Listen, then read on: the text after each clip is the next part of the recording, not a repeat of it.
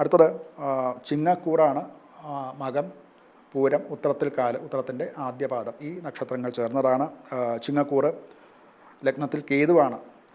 അത് ആളുകളായിട്ട് തുടരുകയാണ്. 2.5 വർഷക്കാലത്തോളം അതവിടെ തന്നെ നിൽക്കും. എങ്കിലും അതിൻ്റെ ഒരു പൊതുഫലം പറഞ്ഞു കഴിഞ്ഞാൽ മാനസിക സംഘർഷം ഇവർക്ക് വളരെ കൂടും. അതുപോലെ തന്നെ സ്വയം ആത്മപരിശോധന നടത്തുക, ഇതും ഒക്കെ നടത്താവുന്ന കാലമാണ്. ചിലപ്പോൾ അങ്ങനെ ചിന്തിച്ച് ചില കറക്ഷൻസ് നടത്തേണ്ടതായിട്ടുള്ള സന്ദർഭങ്ങൾ വരും. ഇത് ഈ കാലഘട്ടത്തിൽ കേതു ലഗ്നത്തിൽ നിൽക്കുന്നിടത്തോളം കാലം അത് സംഭവിക്കാവുന്നതാണ്.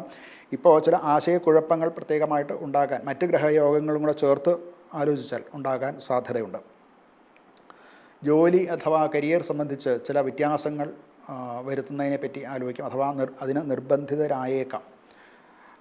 അത് ഗുണപരമാകാൻ തക്കവണ്ണം ശ്രദ്ധിച്ച് കൈകാര്യം ചെയ്തില്ല എന്നുണ്ടെങ്കിൽ ചില വിപരീത ഫലങ്ങളും അതിൽ നിന്ന് ഉണ്ടാകാൻ സാധ്യതയുണ്ട്. ധനപരമായിട്ട് അമിതമായിട്ടുള്ള ചിലവുകളും മറ്റുമൊക്കെ ഉണ്ടാകാൻ സാധ്യതയുണ്ട്.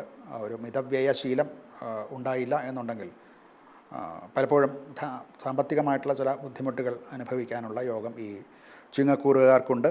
മാനസികമായിട്ടുള്ള സംഘർഷവും ഉത്കണ്ഠയും ഒക്കെ കുറച്ച് കൂടുന്നു എന്നുള്ളത് കൊണ്ട് തന്നെ അത് നമ്മുടെ ശാരീരിക ആരോഗ്യത്തെയും കുറച്ചൊക്കെ ബാധിച്ചേക്കാം.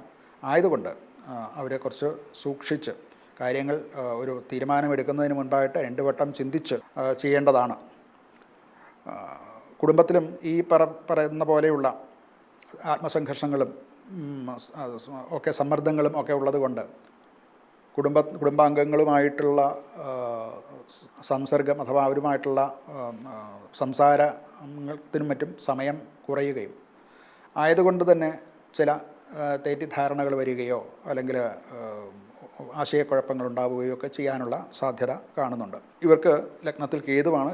കേതുവിനെ കൊണ്ട് ഗണപതിയെ ചിന്തിക്കാവുന്നതാണ്. അതുകൊണ്ട് ഗണപതിയെ ഭജിക്കുക, ഗണപതി ഹോമം നടത്തുക, ഗണപതി ക്ഷേത്ര ദർശനം നടത്തുക. അതുപോലെ തന്നെ ദുർഗാ പരമേശ്വരിയെ ഭജിക്കുക.